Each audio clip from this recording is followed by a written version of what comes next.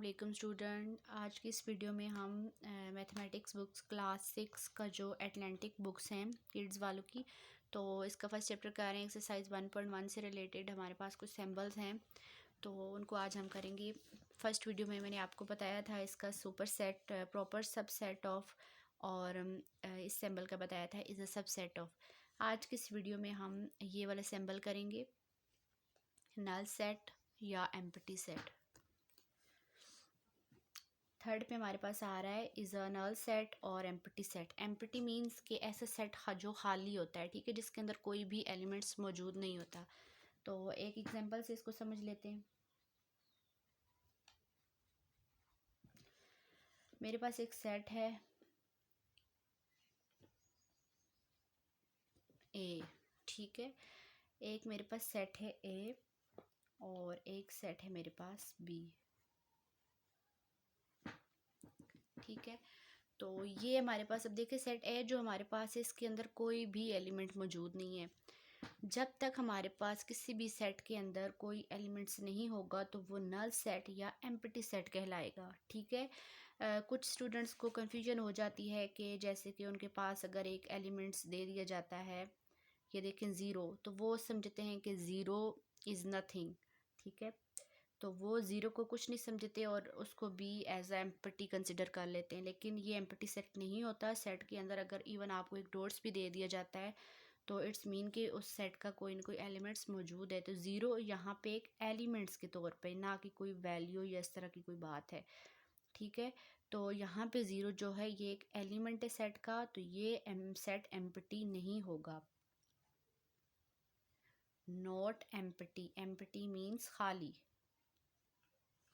ठीक है।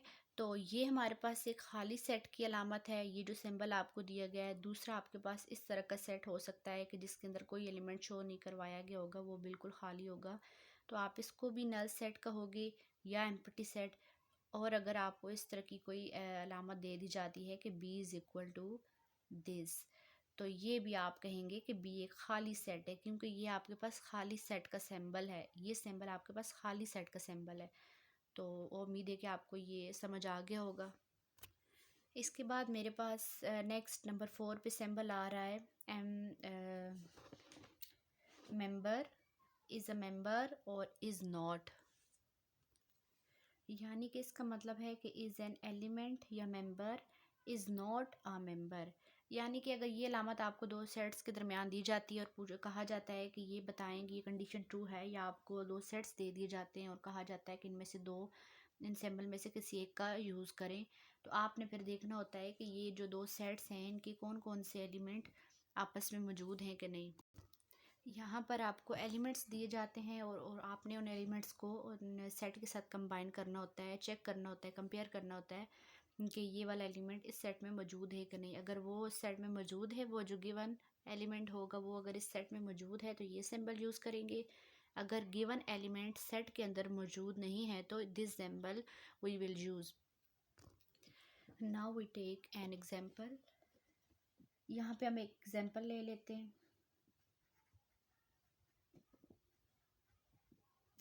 आपके पास एक सेट है ए, मोस्टली ए बी और सी ये तीनों सेट से यूज़ हो रहे होते हैं, और इसके एलिमेंट्स हम ले लेते हैं A B C and D, ठीक है।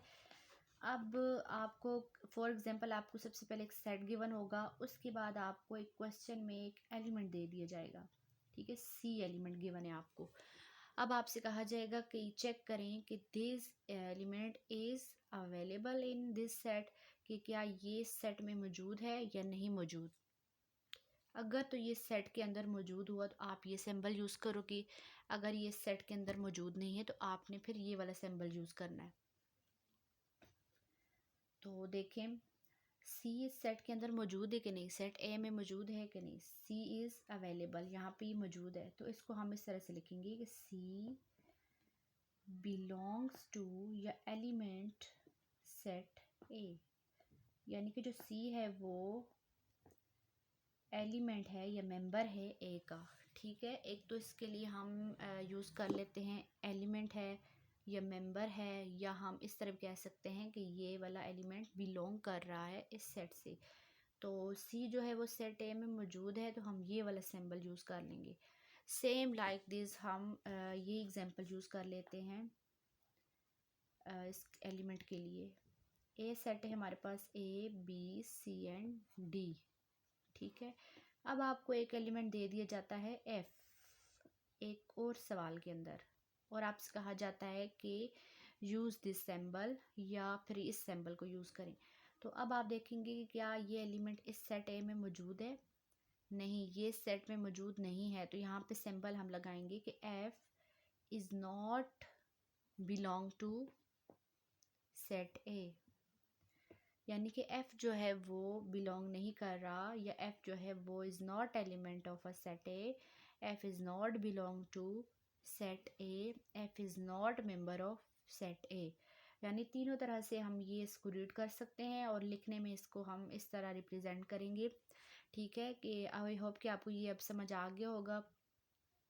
फिर भी कोई क्वेश्चन हो तो आप कमेंट्स में पूछ सकते हैं। तो ये हमारे पास दो सिंबल है जिनका ज़्यादा यूज़ हुआ हुआ है एक्सरसाइज में कि ये एलिमेंट है कि नहीं। उसके अलावा यहाँ पे एक तो आपको ये मतलब दी जाती है इसकी कि आपने इसको यूज़ करना है, खुद से यूज़ करना है, बताएं कि ये सिंबल आएगा या फिर ये आएगा, और एक आपको एलिमेंट दिया जाता है और एक सेट दे दिया जाता है। इसके अलावा आपको ना इसमें कुछ कंडीशंस दे दी जाती हैं, और आपसे कहा जाता है कि ये चेक करें कि इधर दिस बिलोंग और इज़ नॉट बिलोंग टू। तो आप फॉर एग्जांपल मैं एक क्वेश्चन और ले लेती हूँ, ठीक है। अब आपने इसमें कंडीशन बतानी है।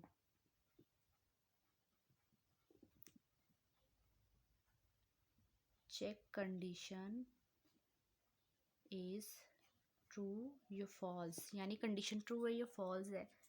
तो अब कंडीशन आपको ये दे दी गई है,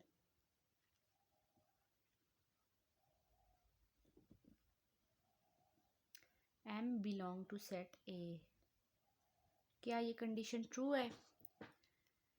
M belong to A, M जो है वो बिलोंग कर रहा है सेट ए से, नहीं कर रहा, तो इट्स मीन कि ये कंडीशन आपके पास फॉल्स है।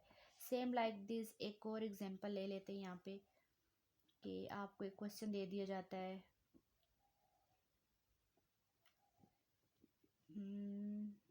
सी ले लेते हैं, सी बिलोंग टू सेट ए, ठीक है। सी बिलोंग कर रहा है सेट ए से, तो क्या ये ट्रू है? सी बिलोंग कर रहा है सेट ए से, जी कर रहा है, तो इट्स ट्रू कंडीशन। इसकी कंडीशन क्या है? ट्रू है। तो इस तरह आपने इस सिंबल का डिफरेंट तरह से यूज़ करना होगा। इसको एक्सरसाइज में कुछ क्वेश्चन आपको दिए जाएंगे जिसमें आपने कंडीशन चेक करनी होगी, और सेकेंडली आपने फिर खुद से इसको यूज़ करना होगा। तो आई होप कि आपको समझ आ गया हो। जी स्टूडेंट, नंबर 6 पे हमारे पास आ रहा है इक्वलेंट सेट, ठीक है। ये हमारे पास एक इक्वलेंट सेट है। अब हम इसको समझते हैं कि इक्वलेंट सेट क्या होता है। इक्वलेंट और इक्वल सेट में बहुत सारे बच्चों को कन्फ्यूजन हो जाती है कि वो उनको इस चीज़ की समझ नहीं आ रही होती कि इसमें इक्वलेंट सेट कौन सा है और इक्वल सेट कौन सा है।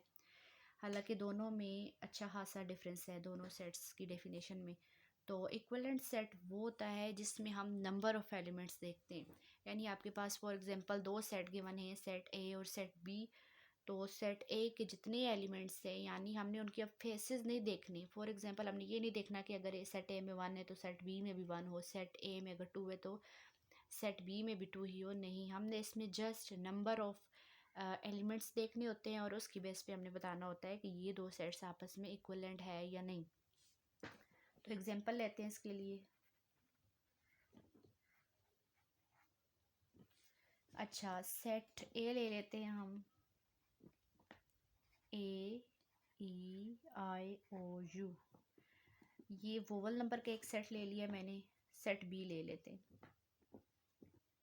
इसमें हम काउंटिंग ले लेते हैं, 6 7 8 9 10, ठीक है। अब देखें, सेट ए टोटली डिफरेंट है और सेट बी टोटली डिफरेंट है। अब हमने इनको देख के बताना है कि ये सेट आपस में इक्विवेलेंट है या नहीं है। तो उसके लिए हमने इनकी शेप्स या इनके फेसेस नहीं देखने कि इधर 6 है तो उधर भी 6 ही हो। नहीं, इसमें हमने अब नंबर ऑफ एलिमेंट्स देखने। इक्विवेलेंट का ताल्लुक होता है number of number of elements should be equal. ठीक है, तो इक्वलेंट में हमने देखना होता है number of elements should be equal, यानी कि इसमें नंबर ऑफ एलिमेंट्स जो वो इक्वल होने चाहिए। अगर वो इक्वल है तो इट्स मीन कि हमारा ये दो जो सेट हैं ये इक्वलेंट सेट हैं। तो देखिए यहाँ पे सेट ए के एलिमेंट्स को काउंट करते हैं कितने, 1 2 3 4 5। सेट बी के एलिमेंट्स गिनते हैं 1 2 3 4 5। दोनों के एलिमेंट्स जो है वो 5 5 है। यहाँ पे 1 to 1 कोरिस्पॉन्डिंग का रिलेशन बन रहा है, तो इट्स मीन कि ये हमारे पास एक इक्वलेंट सेट है।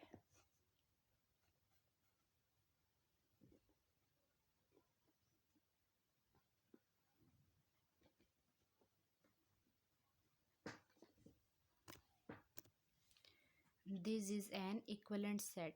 इसको हम इस तरह से भी लिख सकते हैं। सेकेंडली हम अगर इसको सिंबॉलिक फॉर्म में लिखें, ये हमारे पास डिस्क्रिप्टिव फॉर्म होती है। अगर हम इसको मैथमेटिक्स की यानी कि इस सिंबल की फॉर्म में लिखें, ये हमारे पास सिंबल है इक्वलेंट सेट का, तो हम इसको लिखेंगे कि ए जो है वो इक्वलेंट है सेट बी के। ठीक है, तो ये हमारे पास इक्वलेंट सेट का इसको लिखने का सिंबॉलिक तरीका है, और ये सिंबल है इक्वलेंट सेट का। आई होप कि आपको समझ आ गया होगा ये वाला सिंबल। अब यहाँ पे मेरे पास नंबर 7 पे से जो सिंबल आ रहा है वो इक्वल सेट का आ रहा है, और नंबर 8 पे नॉट इक्वल का। अब इसमें हमने ये इक्वलेंट सेट के बिल्कुल ऑपोजिट है, उसमें हम नंबर ऑफ़ एलिमेंट्स देखते थे। यहाँ पे अब हमने इसके एलिमेंट्स देखने हैं कि दोनों के एलिमेंट्स सेम है, यानी इसमें हम अब हमने इसमें नंबर ऑफ़ एलिमेंट्स नहीं देखने, यहाँ पे हमने एलिमेंट्स को मैच करना है। अगर हमारे पास इक्वल सेट में अगर हमारे पास सेट ए में 1 2 3 4 5 है, तो सेट बी में भी 1 2 3 4 5 होना चाहिए। अगर वो उसमें नहीं है, इनकी शेप्स, इनके फेसेस अगर एलिमेंट्स बिल्कुल सेम नहीं है, तो ये नॉट इक्वल टू सेट होगा, यानी उसमें ये वाला सिंबल लगेगा।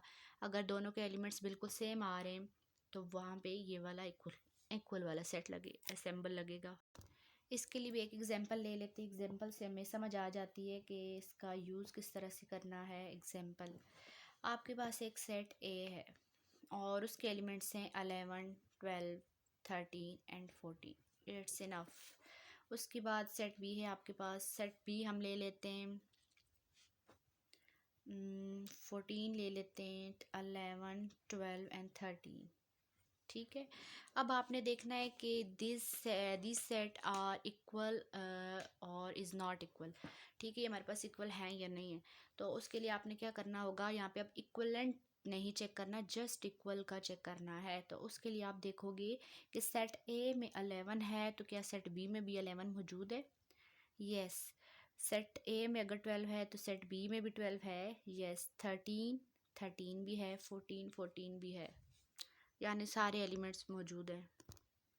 अच्छा, इसमें हम इक्वल में हमने देखना है कि हमारे पास ये दोनों कंडीशंस ट्रू होनी चाहिए, यानी कि दोनों सेट्स के एलिमेंट एक तो सेम हो, दूसरा नंबर ऑफ़ एलिमेंट्स भी यहाँ पे सेम हो। ठीक है, इक्विवेलेंट सेट में हमने देखना होता है कि दोनों के जो नंबर ऑफ़ एलिमेंट्स है वो सेम हो। अगर वो उनकी सिर्फ नंबर ऑफ़ एलिमेंट्स सेम होते हैं तो वो इक्विवेलेंट सेट हो जाते हैं।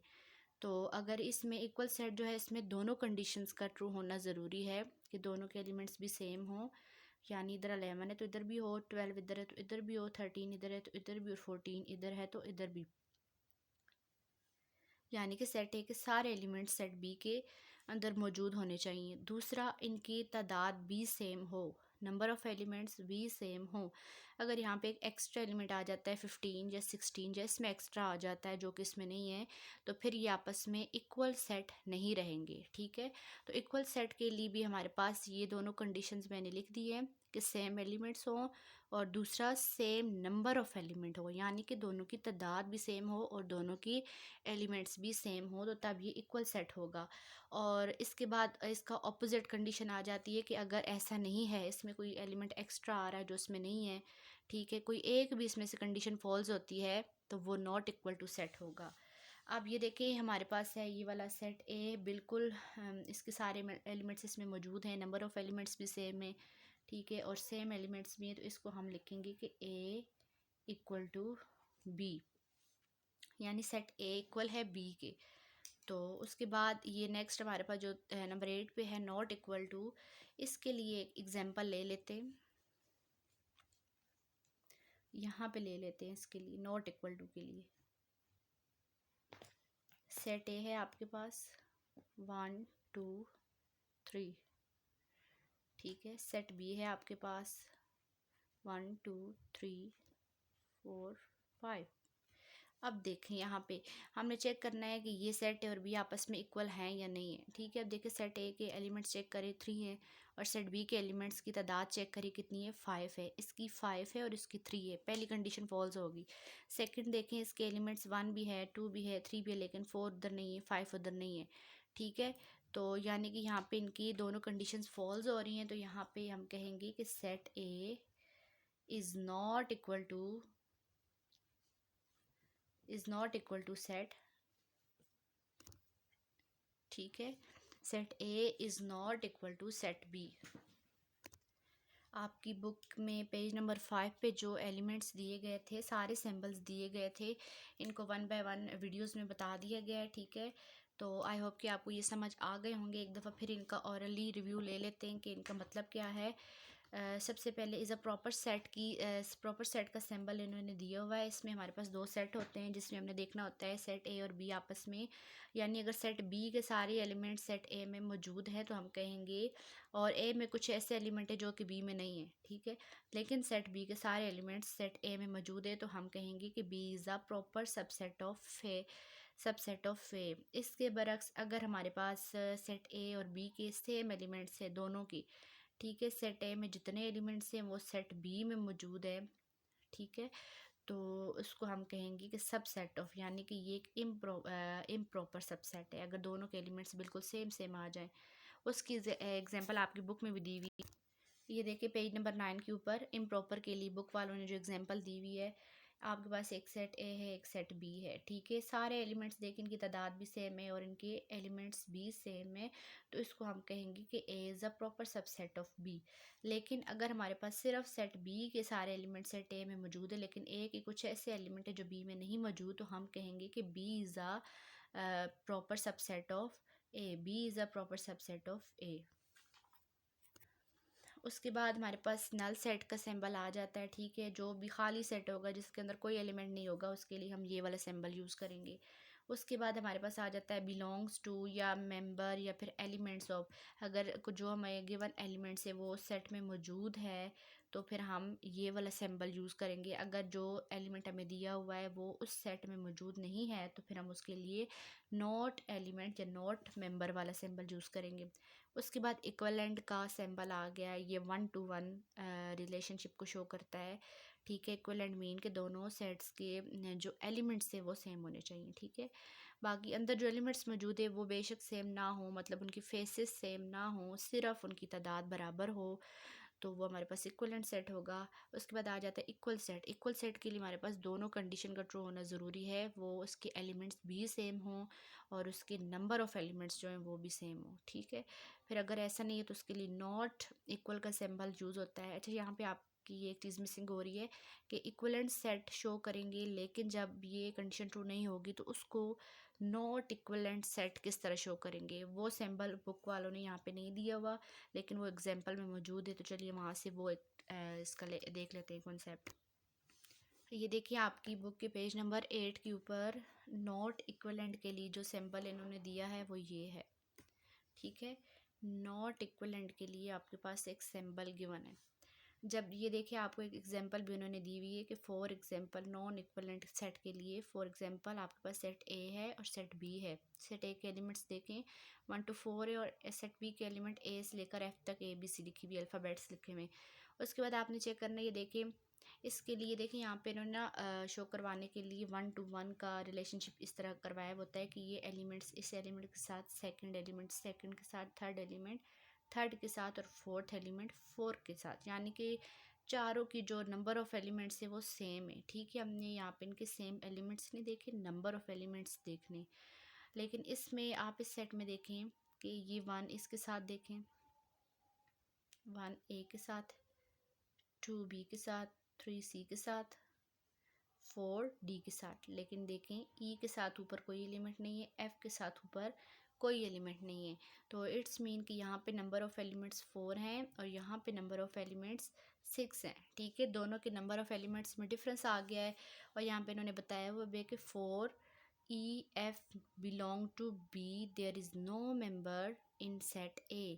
यानी A और B जो कि सेट B से बिलोंग कर रहे हैं, सॉरी E और F जो कि E और F एलिमेंट हैं, जो कि B के एलिमेंट्स हैं, B सेट के जो E और F एलिमेंट्स हैं, ये देखें ये सेट ए में मौजूद नहीं है, is no member in set A.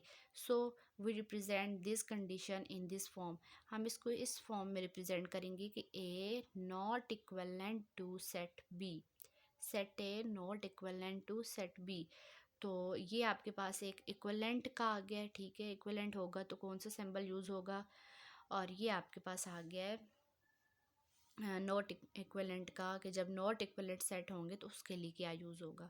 I hope कि आपको ये सारे सिंबल्स अच्छी तरह समझ आ गए होंगे। इसके बाद भी अगर आपको कोई भी क्वेश्चन हो तो आप कमेंट्स में पूछ सकते हैं। Thank you.